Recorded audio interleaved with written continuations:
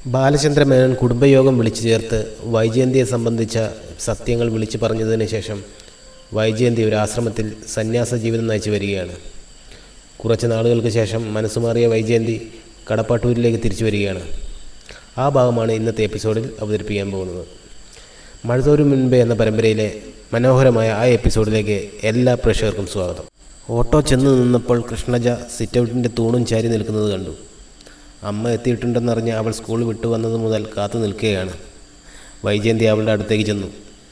കൃഷ്ണജ മനസ്സിൽ പിണക്കമുള്ളതുപോലെ അമ്മയുടെ മുഖത്തേക്ക് ഉറ്റുനോക്കിക്കൊണ്ടിരുന്നു. നീ എപ്പോഴാണ് വന്നത്? വൈജയന്തി മൃദുസ്മേരത്തോടെ ചോദിച്ചു. കുറച്ചു നേരമായി. വാ. വൈജയന്തി അവളെ ചേർത്ത് പിടിച്ചുകൊണ്ട് അകത്തേക്ക് നടന്നു. ആ ഏതാനും നിമിഷങ്ങൾക്കുള്ളിൽ കൃഷ്ണജയുടെ ഗർവെല്ലാം അലിഞ്ഞുപോയി. കൃഷ്ണജയ്ക്ക് ആകെ തോന്നിയ ഒരു വിഷമം അമ്മ അവളുടെ പഠിപ്പിനെപ്പറ്റി ഒന്നും ചോദിച്ചില്ല എന്നത് മാത്രമായിരുന്നു. അമ്മ അധികം സംസാരിച്ചില്ല. എങ്കിലും അമ്മ മുൻപത്തേക്കാൾ വളരെയധികം സ്നേഹവതിയായി അവൾക്ക് അനുഭവപ്പെട്ടു. അമ്മ അവളെ നോക്കുമ്പോൾ കണ്ണുകളിൽ വാത്സല്യം ഓളം വെട്ടി. മുൻപത്തെ പോലെ അരിശവും അസഹിഷ്ണുതയും ആജ്ഞയുമല്ല മൂത്ത്. അമ്മ സ്പർശിക്കുമ്പോൾ അതിനൊരു ഇളംചൂടും മൃദുത്വവും ഉണ്ടായിരുന്നു. അമ്മയുടെ ഈ ഭാവാന്തരം ബബിതയും സന്തോഷിപ്പിക്കുന്നുണ്ടായിരുന്നു. പാദങ്ങളെ തഴുകി പിൻവാങ്ങുന്ന തിര പോലെ അമ്മ എന്ന് അവൾക്ക് തോന്നി. രാത്രി അച്ഛൻ വരുമ്പോൾ എന്ത് സംഭവിക്കുമെന്ന് അവൾ ആശങ്കപ്പെട്ടു. അച്ഛൻ്റെ പ്രതികരണം എന്തായിരിക്കുമെന്ന് അവൾക്ക് ഊഹിക്കാൻ കഴിയുന്നില്ല. അച്ഛൻ അമ്മയോട് ക്ഷമിക്കുമോ? അമ്മയ്ക്ക് അച്ഛനോടൊപ്പം ജീവിക്കാൻ താല്പര്യമുണ്ടോ? ഒന്നും ബബിതയ്ക്ക് അറിഞ്ഞുകൂടാ. ബാലചന്ദ്രമേനോൻ കടപൂട്ടി ഇറങ്ങിയപ്പോൾ 8:30 മണിയായി. 7:30 മണിക്ക് കട അടയ്ക്കുന്നതാണ്. സ്റ്റോക്ക് എടുത്ത് കണക്കുകൾ ടാലിയാക്കി ഇറങ്ങുമ്പോൾ 8:30-ഉം 9:00-ഉം ഒക്കെ ആവും. മഹാറാണി ബാറിൻ്റെ മുൻപിൽ ചെന്നപ്പോൾ ബാലചന്ദ്രമേനോൻ ഇടത്തോട്ട് തിരിച്ച് കാർ ഹോട്ടലിൻ്റെ പാർക്കിംഗ് ഏരിയയിലേക്ക് കയറ്റി. പക്ഷേ കാറുകളുടെ ബാഹുല്യം നിമിത്തം അവിടെ പാർക്കിംഗ് സ്ഥലം ശേഷിച്ചിരുന്നില്ല. അതിനിടയിൽ അയാളുടെ മൊബൈലിലേക്ക് അലീനയുടെ കോൾ വന്നു. അച്ഛൻ എവിടെയാ? കടപൂട്ടി ഇറങ്ങിയോ? ഇറങ്ങി. വീട്ടിലോട്ട് പോവുകയാണോ? ആ അതെ. അച്ഛന് ടെൻഷനൊന്നുമില്ലല്ലോ? എന്തിന്? ടെൻഷനുണ്ട്, എനിക്ക് മനസ്സിലായി. ശബ്ദത്തിൽ വൈബ്രേഷനും അതിൻ്റെ അർത്ഥങ്ങളും തിരിച്ചറിയുന്നവളാണ്. അറിയാമെങ്കിൽ പിന്നെ എന്തിനാണ് ചോദിച്ചത്? നേരെ വീട്ടിൽ പോണേ അച്ഛാ. ഇടയ്ക്ക് ബാറിലൊന്നും കയറില്ലേ? നിന്നെക്കൊണ്ട് ഞാൻ തോറ്റു. നിനക്കെന്താ സ്പൈ വർക്കുണ്ടോ? ബാറിൽ കയറി അച്ഛൻ? ഇല്ല, പാർക്കിംഗ് കിട്ടിയില്ല. കുടിക്കല്ലേ അച്ഛാ, പ്ലീസ്. ഇന്ന് അച്ഛൻ്റെ ജീവിതത്തിലെ ഒരു പ്രധാനപ്പെട്ട ദിവസമാണെന്ന് ഓർക്കണം. ഇന്നെന്താ പ്രത്യേകത? അമ്മ തിരിച്ചു വന്നില്ലേ? എനിക്കത്ര പ്രാധാന്യമുള്ളതായിട്ട് തോന്നുന്നില്ല. പിന്നെന്തിനാ അച്ഛൻ കുടിക്കാൻ പോയത്? ഇന്ന് എനിക്കങ്ങനെ തോന്നി. വേണ്ട അച്ഛാ, പ്ലീസ്. ഞാൻ പിന്നെ വിളിക്കാം. ബാലചന്ദ്രമേനോൻ കോൾ കട്ട് ചെയ്തു. ഹോട്ടലിൻ്റെ പിൻഭാഗത്തെ റോഡിലേക്ക് കാർ ഇറക്കിയപ്പോഴേക്കും ഫോണിൽ മെസ്സേജ് വന്നു. അലീന അയച്ചതാണ്. അത് എന്തായിരിക്കുമെന്ന് നോക്കാതെ തന്നെ അയാൾക്ക് അറിയാമായിരുന്നു. ബാലചന്ദ്രമേനോൻ ഡ്രൈവ് ചെയ്ത് വീട്ടിലെത്തി. കൃഷ്ണജയാണ് വാതിൽ തുറന്നത്. അവൾ അച്ഛനെ സൂക്ഷിച്ചു നോക്കി.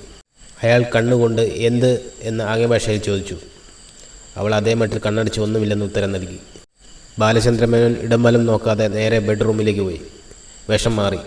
വാട്ടർ ഹീറ്റർ ഓൺ ചെയ്ത് ഇളം ചൂടിൽ കുളിച്ചു. ഇനി ഊണുമേശയാണ് ഒരു കടമ്പ. ബബിത ആഹാരം എടുത്തു വച്ചിട്ട് വന്നു വിളിച്ചു. മനസ്സിനെ ബലപ്പെടുത്താൻ ശ്രമിച്ചുകൊണ്ട് ബാലചന്ദ്രമേനോൻ ഊണുമേശയിലെത്തി. ഡൈനിങ് ടേബിളിൽ 3 പേർ മാത്രമേ കഴിക്കാനിരുന്നുള്ളൂ. ബാലചന്ദ്രമേനോനും ബബിതയും കൃഷ്ണജയും. വൈജയന്തി എവിടെയെന്ന് ബാലചന്ദ്രമേനോൻ ചോദിച്ചില്ല. ബബിതയോ കൃഷ്ണജയോ പറഞ്ഞതുമില്ല. കിച്ചണിൽ ആരുടെ സാന്നിധ്യമുണ്ടെന്ന് ബാലചന്ദ്രമേനോന് തോന്നി. വൈജയന്തി വന്നിട്ടുണ്ടെന്ന് ബബിത അപ്പോൾ തന്നെ ഫോൺ ചെയ്ത് അറിയിച്ചിരുന്നതിനാൽ പ്രത്യേകിച്ച് ഒരു പരാമർശം വേണ്ടി വന്നില്ല. സാധാരണ ഇവിടുത്തെ ഊൺമേശയിൽ ഉണ്ടാകാറുള്ള സാമാന്യ സംഭാഷണങ്ങൾ മാത്രമേ ഉണ്ടായുള്ളൂ. ബാലചന്ദ്രമേനോൻ ഭക്ഷണം കഴിച്ചെഴുന്നേറ്റ് കൈ കഴുകി തൻ്റെ മുറിയിലേക്ക് പോന്നു. വൈജയന്തി കിച്ചണിൽ നിന്നുകൊണ്ടാണ് ഊണ് കഴിച്ചത്. ബബിതയും കൃഷ്ണജയും വളരെ നിർബന്ധിച്ചിട്ടും വൈജയന്തി ഊണുമുറിയിലേക്ക് വരികയുണ്ടായില്ല. ബാലചന്ദ്രമേനോൻ കഴിക്കാൻ എത്തുന്നതിന് മുൻപേ തനിക്കുള്ള ഭക്ഷണം വിളമ്പിയെടുത്ത് സ്ലാബിന്മേൽ വെച്ചിരുന്നു വൈജയന്തി. കിടക്കാൻ നേരം വൈജയന്തി ബബിതയുടെ റൂമിലേക്ക് പോയി. അവിടെയാണ് ഇപ്പോൾ കൃഷ്ണജയും കിടക്കുന്നത്. കുട്ടികളെ 2 പേരെയും വൈജയന്തി തൻ്റെ ഇരുവശത്തുമായി കിടത്തി. കൃഷ്ണജയുടെ നേർക്ക് തിരിഞ്ഞ് അവളുടെ ശിരസ് കൈത്തണ്ടയിലെടുത്ത് വെച്ച് മുഖത്തേക്ക് നോക്കിക്കൊണ്ട് വൈജയന്തി കിടന്നു. അവളുടെ പുരികത്തിന് മീതെയും ചെന്നൈയിലും വാത്സല്യത്തോടെ വിരലോടിച്ചു. അമ്മയോട് വെറുപ്പൊന്നുമില്ലല്ലോ മോൾക്ക്? വൈജയന്തി തീരെ പതിഞ്ഞ സ്വരത്തിൽ ചോദിച്ചു. ഇല്ല. കൃഷ്ണജയ്ക്ക് കരച്ചിൽ വന്നു. ഇത്തരത്തിലൊരു സ്നേഹമൊന്നും ഒരിക്കലും അവൾക്ക് അമ്മയിൽ നിന്ന് കിട്ടിയിട്ടുണ്ടായിരുന്നില്ല. കൽപ്പനകളും വഴക്കും ശാസനകളും ശിക്ഷകളുമായിരുന്നു അമ്മ. അച്ഛനോട് ദേഷ്യമുണ്ടോ? അച്ഛനോടുമില്ല. വൈജയന്തി അവളുടെ ചുമലിൽ താളം പിടിച്ചുറക്കി. ബബിതയോട് പ്രത്യേകിച്ചൊന്നും ചോദിക്കേണ്ടതില്ലെന്ന് വൈജയന്തിക്ക് അറിയാമായിരുന്നു. എല്ലാ രഹസ്യങ്ങളും അറിഞ്ഞ ശേഷവും അവൾ തന്നോട് കാണിച്ച അലിവും കരുണയും വാത്സല്യവും എത്ര അധികമായിരുന്നുവെന്ന് വൈജയന്തി ഓർമ്മിക്കുന്നുണ്ട്. വാതിലടച്ചപ്പോൾ ബോൾട്ട് ഇടണോ വേണ്ടയോ എന്ന സംശയം ബാലചന്ദ്ര മേനോൻ്റെ മനസ്സിലൊരു വടംവലിയായി രൂപാന്തരപ്പെട്ടു. ബോൾട്ട് ഇടാതെയാണ് ഇത്രയും ദിവസം കിടന്നത്. ബബിത രാത്രിയിൽ ഒരു തവണയെങ്കിലും വന്ന് നോക്കുമായിരുന്നു. അച്ഛൻ ഒരു ഹൃദ്രോഗിയാണ് എന്ന പേടി അവളുടെ മനസ്സിലുണ്ട്. ഒരു ബുദ്ധിമുട്ട് വന്നാൽ എഴുന്നേറ്റ് വാതിൽ തുറക്കാൻ കഴിഞ്ഞില്ലെങ്കിലോ എന്ന് ശങ്കിച്ചാണ് ബോൾട്ട് ഇടാതെ കിടക്കുന്നത്. ഇപ്പോൾ കതകിന് കുറ്റിയിട്ടാൽ അതൊരു ശക്തമായ സന്ദേശമായിരിക്കുമെന്ന് ബാലചന്ദ്ര മേനോൻ വിചാരിച്ചു. ഈ വാതിൽ എന്നേക്കുമായി അടച്ചതാണ്. ഇവിടേക്ക് പ്രവേശനമില്ല. അതാണ് സന്ദേശം. ഇപ്പോഴത്തെ മാനസികാവസ്ഥ അതാണ് ആഗ്രഹിക്കുന്നതും ആവശ്യപ്പെടുന്നതും. തൻ്റെ മുന്നിൽ വന്നില്ലെങ്കിലും വൈജയന്തി ഈ വീട്ടിലുണ്ട് എന്നതൊരു പരിഹാരമില്ലാത്ത പ്രശ്നമായി അയാൾക്ക് അനുഭവപ്പെട്ടു.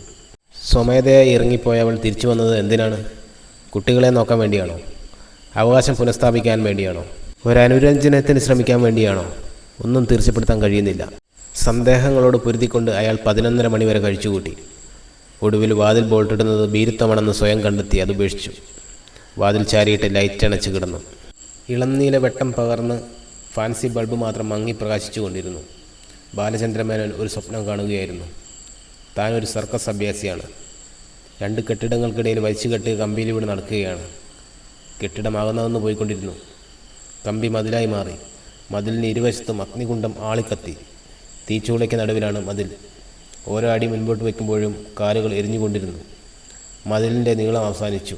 നിലത്തേക്ക് കാൽ വെച്ചതും ഒരു അരുവി ഒഴുകി വന്ന് പാദങ്ങളെ നനച്ചു. ബാലചന്ദ്ര മേനോൻ കണ്ണു തുറന്നപ്പോഴും സ്വപ്നത്തിലെ അവസാന രംഗം ബോധമണ്ഡലവുമായി കൂടിക്കലർന്നു കിടന്നു. കാലിൽ ഇപ്പോഴും തണുപ്പ് അനുഭവപ്പെടുന്നുണ്ട്. കിടന്നുകൊണ്ട് തന്നെ അയാൾ കണ്ടു. ഇളനീല വെളിച്ചത്തിൽ കട്ടിലിൻ്റെ കാൽക്കൽ തറയിൽ ഒരു സ്ത്രീ ഇരിക്കുന്നു. തൻ്റെ പാദങ്ങളിലേക്ക് ശിരസണച്ച് കിടക്കുകയാണ്. മുടി പാദങ്ങൾക്ക് ചുറ്റും ചിന്നിപ്പരന്ന് കിടക്കുന്നു. ഇത് സ്വപ്നത്തിൻ്റെ ഭാഗമാണെന്നും താൻ ഉണർന്നിട്ടില്ലെന്നും ആദ്യം അയാൾക്ക് തോന്നി. പാദം പിൻവലിക്കാൻ ശ്രമിച്ചപ്പോൾ മനസ്സിലായി, ഇരു കൈത്തലങ്ങൾ കൊണ്ടും കെട്ടിയണച്ച് പിടിച്ചിട്ടുണ്ട്. അത് വൈജയന്തിയാണെന്ന തിരിച്ചറിവിൽ ബാലചന്ദ്ര മേനോൻ സ്തബ്ധനായി ചലനമറ്റ പോലെ കിടന്നു. ചൂടുള്ള കണ്ണുനീർത്തുള്ളികൾ പാദങ്ങളിലേക്ക് വീഴുന്നത് അയാൾ അറിയുന്നുണ്ടായിരുന്നു.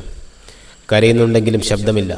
കണ്ണുനീർത്തുള്ളികൾ ഉടയുന്ന ശബ്ദം മാത്രം കേൾക്കാമെന്ന് തോന്നി. ബാലചന്ദ്ര മേനോൻ്റെ മനസ്സിൽ വിവിധ വികാരങ്ങളുടെ വേലിയേറ്റമുണ്ടായി. ഈയൊരവസ്ഥയിൽ എന്തു ചെയ്യണമെന്ന് അയാൾക്ക് മനസ്സിലായില്ല. ശരീരത്തിൻ്റെ ചലനങ്ങൾക്കൊന്നും പ്രസക്തിയില്ല.